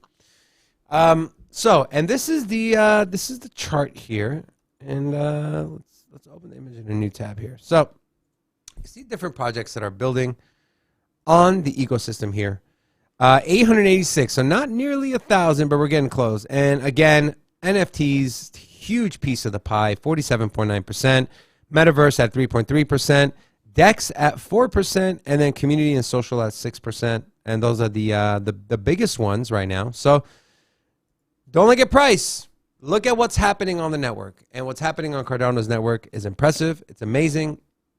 Telling you there's going to be a supply shock on Cardano. It's just all these projects that are building are gonna launch. One day they're gonna launch, and what are they gonna have to do? They're gonna have to buy up ADA for liquidity. What's gonna happen to the price of ADA? It'll, in my opinion, it'll 4 or 5x like almost immediately. So those are my thoughts. Robin, got anything to add to this? Not so much. It's moving. One of our favorite projects. Yeah. We left behind. They've gotten kind of quiet the last 3 articles. I mean, I like it, but all right. XRP news. So XRP's moving out of just remittance, and they're moving into NFTs. Michael Jordan's NFTs coming to the XRP ledger as XRP sees incredible momentum in new use cases. XRP Ledger, also known as XRPL, is seeing tremendous demand for its NFT hosting ecosystem months after Ripple launched its NFT-focused Creator Fund. Ripple announced that it had seen incredible momentum and exciting NFT use cases come to life on XRPL, with a list of leading creators joining its NFT ecosystem, which is focused on bringing tokenized projects, the metaverse, gaming, and art to life. The Creator Fund is a $250 million commitment to support creators by providing them with the necessary tools, financial support, and partnerships to kickstart their projects on XRPL. The most recent addition to the list of NFT creators on Ledger has been Rare Air Media, producer of ex-NBA champion Michael Jordan's visual autobiography For the Love of the Game. Rare Air Media intends to create NFTs on XRPL for the former NBA star, with the first batch expected to be launched Q2 of this year. The reason behind mounting XRPL NFT creators has been mostly due to its speed, which allows users to make transactions in no more than 5 seconds. The low cost of transactions, simplicity, and its sustainability have also played a role in the huge growth of users. So, Robin, NFTs are coming to XRP. XRP is not just a remittance. It's not just cross-border payments. What are your thoughts? I don't know, man. I feel like they should be focusing on this court case. Should be focusing on partnerships. There's been a ton of partnerships that's fallen through. You're supposed to be the payment infrastructure and transaction rails between banks, and it's fallen short of the partnerships, right? Yeah. And obviously the issues with the SEC, a lot of the banking and monetary systems around the world are tied into the U.S. economy, obviously because of the SWIFT payment network, obviously because of the dominance of the dollar being the world reserve currency.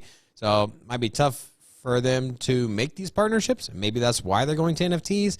XRP is not the fastest transaction blockchain or the lightest. And so I just find it hard for them to be competing with the other NFT major chains.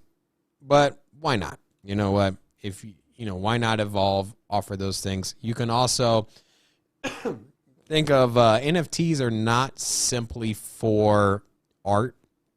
So if you're doing NFTs, hopefully they expand that to doing contracts, because obviously with financial and remittance payments, things of that nature, transacting deeds, and anyways, smart contracts, you do need NFTs as well. So binding agreements. So maybe that they'll see that more of that. So, all right, last article, then we're done with talking points. Robin coughs up his second lung. Ripple, seen as leading remittance provider in Association of Southeast Asian Nations report. Financial technology and inclusion in ASEAN, however you pronounce it, cites Ripple as a notable remittance provider. ASEAN refers to the Association of Southeast Asian Nations, an international organization that brings together 10 Southeast Asian states, Brunei, Cambodia, Indonesia, Laos, Malaysia, Myanmar, Philippines, Singapore, Thailand, Vietnam, all into one body.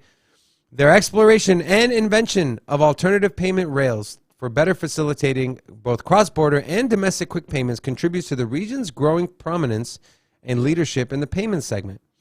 So, and by the way, these are the ASEAN or ACAN, however you say it. 661 million people living in these countries that I just stated. And they are looking to Ripple and XRP for remittance, which is essentially just payments. So I know a lot of people are fans of XRP, but can't deny the facts. Robin, what are your thoughts? Yeah, not surprising at all.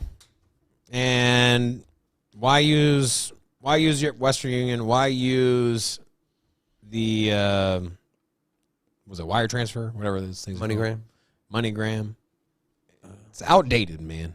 And so just Dinosaur. another example that crypto's taking over, man. I like to see. I think that Ripple right now is leading this, but it won't be long before the Lightning Network. What do you think? Hell yeah. Takes this spot. I'm telling you, from what we experienced with the Lightning Network, I think it's fast moving. I mean, it's like you either I think get it- on I think it's board gonna- or you get left behind. Why use Ripple? I mean, think about it this way. Why, as a merchant, why use Ripple? Why use XRP when you can just use the Lightning Network? True. I mean, right? Absolutely.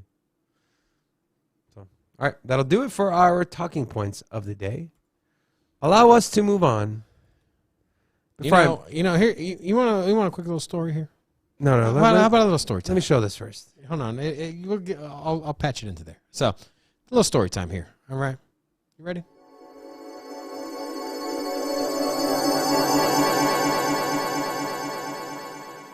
So when I travel, when your boy's on the road, I did go to Miami, No way. You went to Miami? and was it a 5-hour flight? Right? It was 5 hours. Dude, on the way there, 4 hours. Way back, 5.5. What the hell? American Airlines, what the hell wrong with you? Why are you blaming? He's always blaming American Airlines or the flight Well, what else am I supposed company to blame? by the speed. Like, you do realize when the Earth spins to the right, for example, I'm going to dumb it down for you. When the Earth spins to the right and you fly to the left, you go faster, right? No way. Well, that's why he's like so dumbfounded. He's like, why is it that the flight here was 4.5 hours, on the way back it was 5.5 hours? Makes no sense. He's like, what's going on, man? Sums up with American Airlines. We're flying Delta next time. And I'm like, are you handicapped? Because, like, think of it this way, man. Think of it this way. You're making fun of handicapped people? Not at all. I'm just saying that I don't know where you're at here, but think of it this way, okay? Earth spins this way, you fly against it the other way, you get there faster. If you're flying the same direction as the Earth's rotation, you're fine. Thanks for that astronomy lesson, Robin. Okay, so anyways, back to my story time. So, 5-hour flight, okay? I thought there was the story time. That was not the story. So the story was, obviously, I get bad neck cramps when I use my, when I'm flying. So I got that donut, and I don't go one donut. I double donut. Just like when I go to Dunkin' Donuts, can't just get one donut. I get one sprinkle. I also get one jelly filled, or maybe chocolate filled. Just depends on what mood I'm in. But I caught a lot of flack, man. This lady next to me, because I only had one of my donuts tied up to to my carry-on bag, and then I had the other donut on my neck, and I was like, I asked the lady, I was like, excuse me, can I go get my other donut? She was like, you have a donut on your neck, and I was like, well, I got another donut in my carry-on over here, and she was like, it's a 5-hour flight, you're only going to Vegas, like, what do you need 2 donuts for? And I'm like, Go ahead. Pull up my and laptop. so Pull up my laptop. Look at this dumbass. Look at this idiot. Absolute moron. I've had to sit next to that for 5 hours. American Airlines, it's your fault. Why you have the donuts on the other side? I don't understand. No one does, Rocco. No one does. That's the point. We have no idea. Because he used a mask. It looks like he's in the metaverse or something. It's the new avatar. Okay. Yeah. Using some joysticks in each hand. Brum, brum, brum. all right. Anyways. Well, anyway, yeah. So, I told the lady. She was like, "Yeah, so you're only going to Vegas." And I was like, "That's how I drive to work." Just so you know, okay? Like, your boy's in comfort, not just in flying, but also in all transportation methods. So there you go. All right. Let's move on. Let's do our market analysis, and then we'll do our winners of Blockchain Parlay, and we'll do the giveaway for the $50 in Bitcoin. So make sure you guys click the link, register. All you got to do is put your email. That way we know how to reach out to you if you win. So Without further ado, market analysis. Let's go.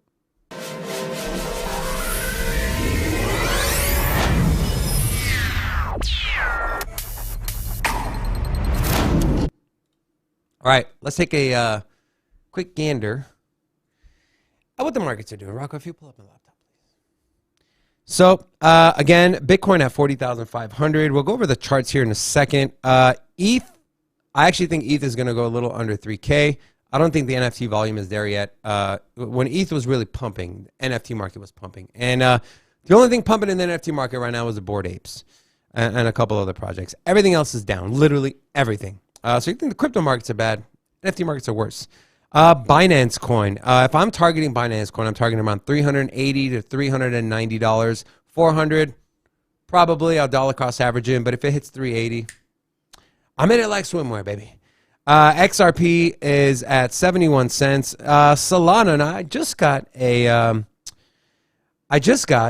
tweet notification from our friend Forrest from Crypto Stackers. By the way, we're collabing with Forrest. Every Friday, he will be on our show to do our market analysis segment. So you're going to get amazing, valuable information from an absolute TA pro, a TA guru. He's going to go over everything going on in the market, price targets, entry points, exit points. So make sure every Friday we will have Forrest on to do our market analysis. He just tweeted, Solana is looking juicy. Well, not in those exact words, but, and I'm going to look at Solana as well to kind of see what he's talking about. And then Terra Luna, 86 bucks. We just hit all-time highs last week, over $115. So we're down 24%. And with everything Terra Luna is doing, it definitely will have a little more volatility because of the UST, their stable coin, and how it's kind of tied and has reserve assets in Bitcoin. So expect more volatility when the market is down to the downside for Terra Luna. But overall, great project. And then Avalanche, I just picked up some Avalanche about 2 days ago. So I got it right around $82. That was my cost basis. And then, again, like Robin said, Polkadot, all these other ones here. Near Protocol, 15 bucks. I think Near's going to get to $30. And I think it's going to happen. If we get about a 3-4 day nice run up, I think Near can get to 30 bucks. Now, let's look at Bitcoin's chart. We are in this massive, some people call it a channel, some people call it a flag. This is actually a bear flag. So although you see we are making higher highs and higher lows, this is typically a pattern that breaks to the downside. And you can see that it's playing out almost perfectly. Now, if we zoom in here, we see this big red candle we saw today. We should stop here. We should stop at around $39,869. If we break below that, right, if we break out of this pattern early, the next place we're looking is here, is at 37,500. If we break that, I got bad news, my friends. We are under 30K, and if we break under that, then we're going into the low 20s. A lot of people are saying we are going to see $20,000 Bitcoin, which was the height of the last bull run before it crumbled down to 3,000. I don't know, but here's the thing. If you are in crypto for the right reasons, if you believe in cryptocurrency, you kind of hope it goes there, right? If Bitcoin gets to 20K, you best believe MicroStrategy, Terra Luna, me, Rob, institutions, banks, everyone who's been waiting for a good entry point on Bitcoin is literally going to just absolutely scoop up the supply, and then when the demand comes back, it'll naturally shoot up. So short term, bearish for Bitcoin, but again, if you believe in it, if you're in the space for the right reasons, it kind of excites you. I know it excites me. Now, by the way, as I go on, is there any projects anyone wanted to look at? Let me know in a couple. Let me know in a couple of if there's a couple projects, Rocco, if you want to take a look at the chat. Now, as I mentioned, our friend Forrest from Crypto Stackers did tweet out Solana is looking good right now. And I think I know why. Solana is currently at the 4x long level at right around $101. Proves to be good support. We'll see. Let's put the Sunsa lines on. So this is something Forrest created recently, which allows you to see the risk to reward ratio of investors when they look at projects. So let's take a look here. And let's go ahead and take the bottom here. And why you allowed also to mention Elrond Elrond? is Okay. one to take a look at. Cool. So if we zoom in here, oh, that's what he's talking about. That's what he's talking about. Forrest, if you're still in here, Crypto Stackers, let me know if I hit the nail on the head. So right now, the levels we're at 2 to 1. 2 to 1 long. So your risk reward is 2 to 1 if you take a long position. Typically, if you see it go up here to the 2 to 1 short, 3 to 1 short, that's when people typically sell. We saw resistance perfectly at the 1 to 1 level. Now, as a trader, typically people that follow TA, people that trade on TA, they look at numbers like this. They look at risk reward. They look at technicals. They look at patterns. They look at price movement. So this could be a good place to buy. Now, of course, none of this is financial advice, but I'm assuming this is what Forrest was talking about. And for me, looking at Solana, even though not the hugest fan, the biggest fan of their network, how solid it is, I mean, it's still a top 10 protocol. I mean, it's still a top 10 crypto overall. Still one of the leading DeFi layer 1 protocols out there. So if I'm getting 2 to 1 risk to reward on the long side for Solana, you best believe your boy going to be putting some money in Solana. Robin, will you be putting any money in Solana? I don't think After so. looking at this. You know what? Okay. Robin claims to be a trading guru, but apparently he's not because he doesn't follow the numbers. He doesn't follow the money. He just follows his head. Okay. Here's if you've the seen thing. our show, you know there's a lot going on there. Here's something though. Okay. I may be a trading guru. When I say may, it's a 0% chance. affirmative yes. Anyways, I'm still, regardless of what the numbers say, I'm gonna invest in projects I believe in long term. I'm not sitting here trying to say that Solana doesn't have long term success or it's not gonna make it. I'm not saying that. I'm just saying that compared to the competition, layer 1 smart contracts that are scalable and fast, Solana's got some issues. And so for that reason, I'm going to invest regardless of whether it's a good time to get in or out. I'm not, whether it's a swing trade, different story. But for investment strategies, it's going to be projects I feel like have the staying power. And Solana, they're taking some lumps, bro. And so for that reason, I'm not really interested in getting into it. So you don't, okay. And I think the market's gonna drop even more. So I don't want to be holding Solana, buying it, because I mean it is a risk versus reward of 2 to 1. So you still got a 33% chance of it tanking, even more, and which is fine. I'm fine with that risk. You know what I mean? I'm fine going 2 to 1 odds. I'm okay with that. But I don't want to be taking 2 to 1 odds on a project if it does drop further that I'm not comfortable holding because I don't really know if they're gonna bounce back. I don't know if their project is gonna not crumble because it's been crumbling. It's been having issues. I mean, the network's been turned off 3 times in the last 4 months. So, anyways, that's how I feel about Solana. So, All right. Now, who mentioned Elrond? I don't know.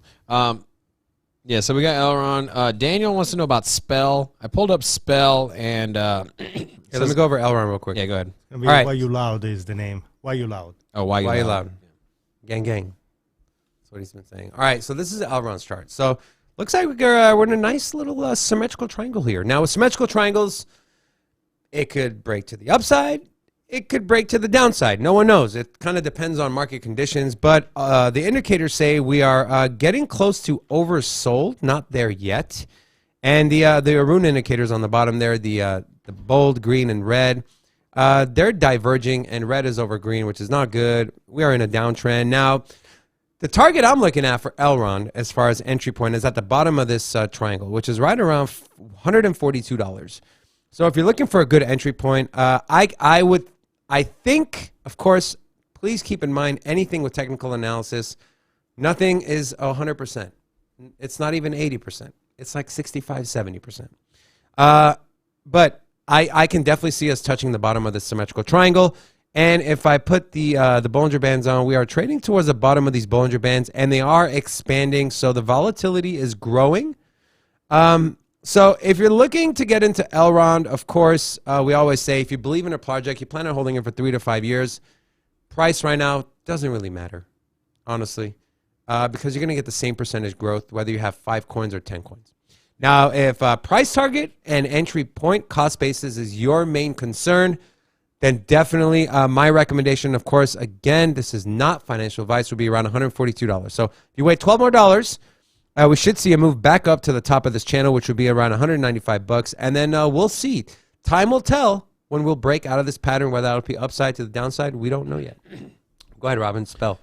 So Spell, you know, it's actually pretty high up there on the. Go to Robin's laptop here. So Spell is at number 147 on the market cap list. So definitely not micro cap by any means. Also, it's on Coinbase, it's on Binance, it's on KuCoin, tons of liquidity. So it has all everything you need for a big pump. And let's see. Also, just on the monthly chart, it's way down, man. A 3-month chart. So, just off of the numbers, it has a liquidity. It's really good entry point here. I mean, if you're looking at my chart, I mean, it's about as good as it gets right here, bro. So if you're looking to acquire more, go ahead. If you're holding some and you looking for an exit position, I would assume with the liquidity, it will bounce back. I don't know enough about the project. I did pull up the website. So apparently it assists in collateral and yield farming with SushiSwap or leverages SushiSwap. So there's a lot of platforms doing this. So a lot of competition, but it has liquidity. It's listed on Coinbase. So I would expect just from those numbers alone, when the crypto market starts to come back, you'll see another price run up. So if you're looking for exit position, there you go. If you're looking for an entry point, it doesn't get much better than this. This thing just came out last year, end of December, or beginning of December last year.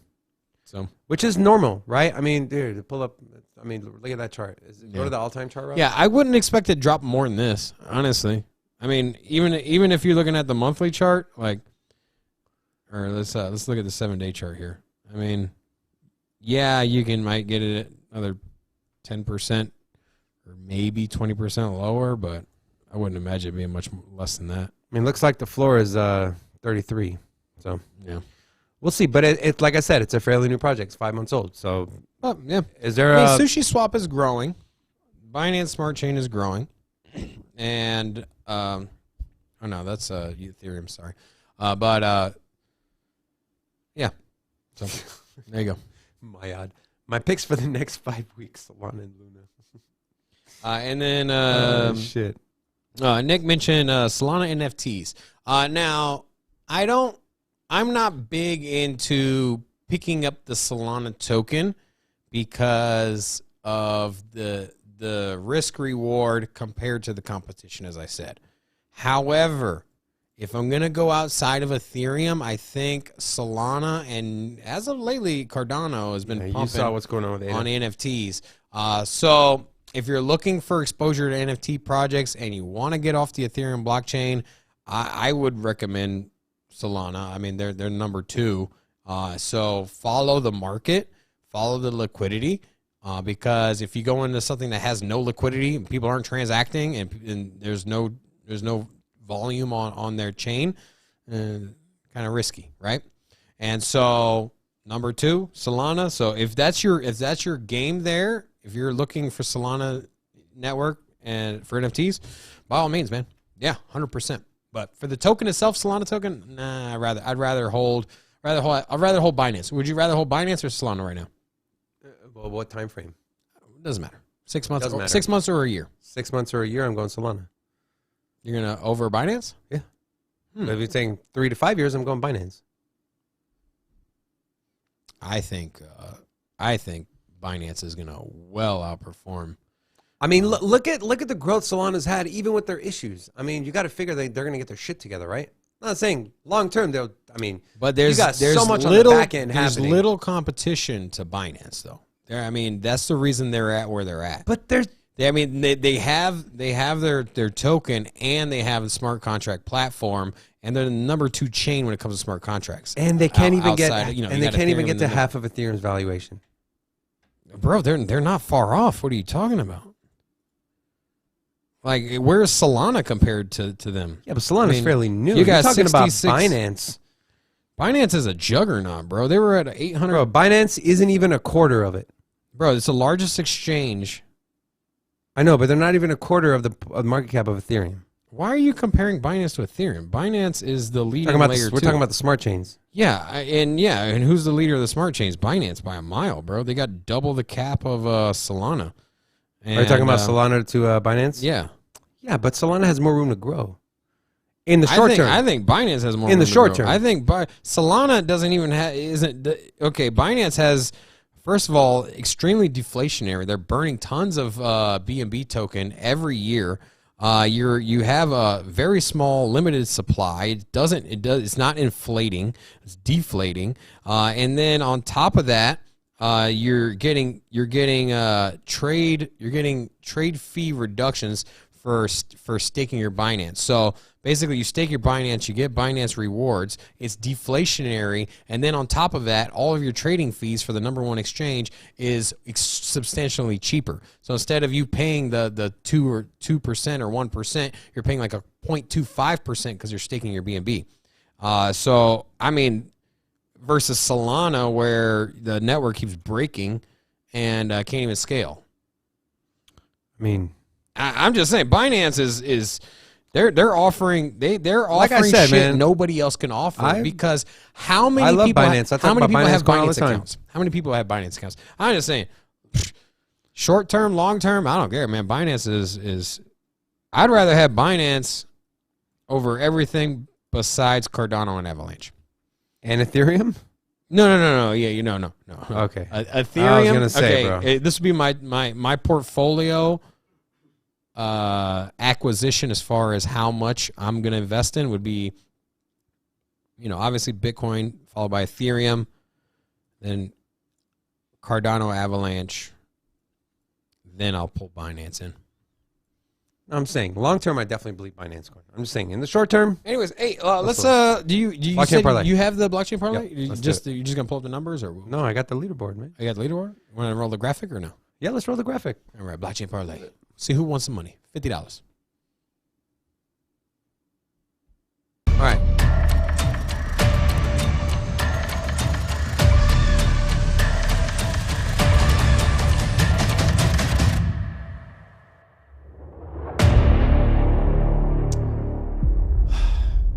I hate to be the bearer of good news, but just go ahead and show it, Rocco. I mean, doubled up on Robin now. 6 in a row. I mean, it is what it is. Robin, got to stop calling yourself a trading genius because you ain't no genius, my dude. Can't even beat your own co-host. All right. And the winner for the chat, the winner of $50. He was in here earlier. I haven't seen him talk for a while. It is Yellowbeard. He had, let me see what he had. So we didn't do the whole chart because we were busy, obviously, in Miami. But he had Convex Finance and Loopring. Loopring was negative 12.28%. And Convex was the only one over the last 7 days from April 1st to April 8th with a positive return at a positive 3.96%. So the average for Yellowbeard came out to negative 4.16%, which beat out everyone else. One of the worst was Alina. She had Waves and Luna. Elizabeth, Waves and Aave. And the worst of the worst was Billionaire. How the hell are you a billionaire, bro? Negative 38.39%. Those are just some of the highlights of our picks. So Yellowbeard, congratulations. Oh, he is in here. How Robin will tell you how we are going to send you your Bitcoin. If you could, the easiest way would be for you to put your Bitcoin wallet address in your YouTube profile. It's a public address, so don't worry. Nobody can steal anything. Yes. And then how many entries do we have, Robin? I don't know. For the giveaway? For the chat? Oh, for the daily one? Yes. Oh, okay, yeah. I thought you were talking about for the blockchain parlay. I was like, No. I don't know. You're the one that did the numbers. Let's see here. We have 20-something, 23 entries. Okay. Cool. Anyways, we'll go ahead and do this. Let me see. I saw something earlier where you could do the you can do the entry. Let me see here. I saw a way you could My do sleep the is so drawing here without showing everybody stuff. All right. Well, anyways, I'm just gonna go ahead and knock it out. All right. So Who's the winner of $50? $50 giveaway. Let's see here. So winners, draw winners, and we'll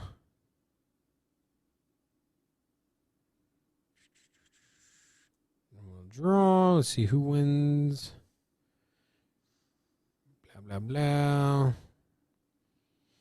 Sonefils. Damn. Sonefils wins $25 in BTC. My dude. And I think I actually have his He won. yeah. The, but the we'll still license? email him just in case he changed it. Sunfills, you will get an email from sincitycrypto1@gmail.com. We will only congratulate you and ask $50, you right? $50. Okay. Nice. All we'll do is we'll congratulate you. We'll ask you for your Bitcoin address. That is it. If you get an email from someone asking for something other than that, is a scam. All right? Congratulations, Stonefills. Yep. You watch Sin City Crypto, you get some knowledge, and you win some free. I wonder if Yellowbeard, did you enter the daily giveaway? Because if you did, I can pull your email down right here. If you did, put a yes in the chat.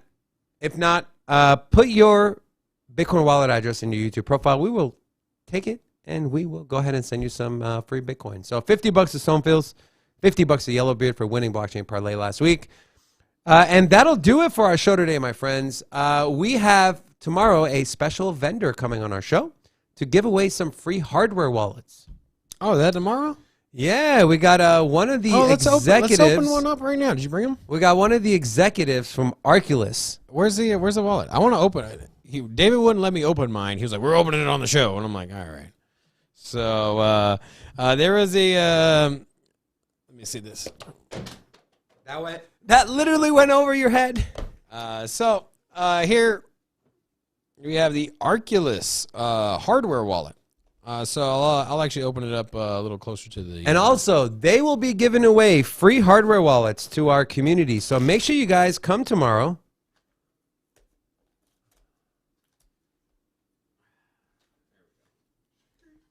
Ooh, this one's sick. Oh, damn.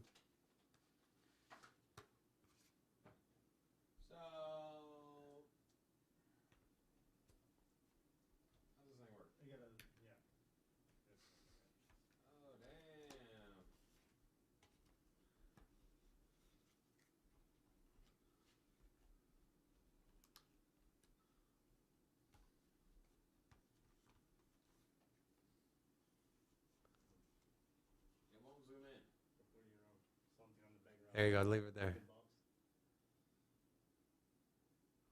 Anyways, we will have one of the executives from Arculus on our show tomorrow talk about hardware wallets, the importance of it, why you should store your long-term crypto in hardware wallets. So from my understanding, you know what, we'll let the guy explain it, but from my understanding, it's it has like an NFT chip, or not, what is it? No. What's the credit card chip? It's like NC. Anyways, the little thing that you can do tap payments with, it has one of those built into it. So you basically put this against your phone, and that's how you access it. Dope. Or maybe you scan a picture. I'm not exactly sure. But anyways, it's a hardware wallet that's only accessible with the card, but but it interacts with your phone, and then that's how you access the hardware wallet. Yes, but it doesn't stay on the phone. No, it doesn't That's stay on the phone. yes. It's part of this card, I guess. But We'll let him go over it. It's you access it through the phone. Anyways, come back tomorrow. Come get one of these. I think we got 4 of them. We're gonna give away 4 of these tomorrow. So if we have 20 people in the chat again tomorrow, that's a 1 in 5 chance. 1 in 5 chance. That's right. Not bad. All right, And let's then roll the outro. We'll mail them to you. So Let's roll the outro. let's go. All right, my friends, we're excited to be back. Thank you so much for all the newcomers. Welcome to our Sin City Crypto fam. Make sure you guys join the Telegram. We will be posting stuff in there. We're keeping you guys up to date with what's going on. behalf of myself, Robin, and Rocco, we love you guys. Enjoy the rest of your day. We'll see you tomorrow, 10:30 a.m. Vegas time. Peace. I got 16 missed calls on my phone. Times change, Mickey D's turn into Rabuchon. Kick my feet up, drink leaders, smoke on a new strong. Couple margaritas, senoritas, I goof off. I got 16 missed calls on my phone. Times change, Mickey D's turn into Rabuchon. Kick my feet up, drink leaders, smoke on a new strong. Couple margaritas, senoritas, I goof off. Smoking on a island, say she wanna ride with me. Took her on a flight, said all her bags from Italy. I sent her with a friend, they shopping there religiously. Whoa, whoa, yeah. You say she love me, but that's when she rockin' Prada bag. Said she ready for the next step, whoa, not so fast. Slow down, slow down, slow down, girl, don't you crash. Whoa, whoa, yeah. Cause we can mess up that pretty face, but we can fuck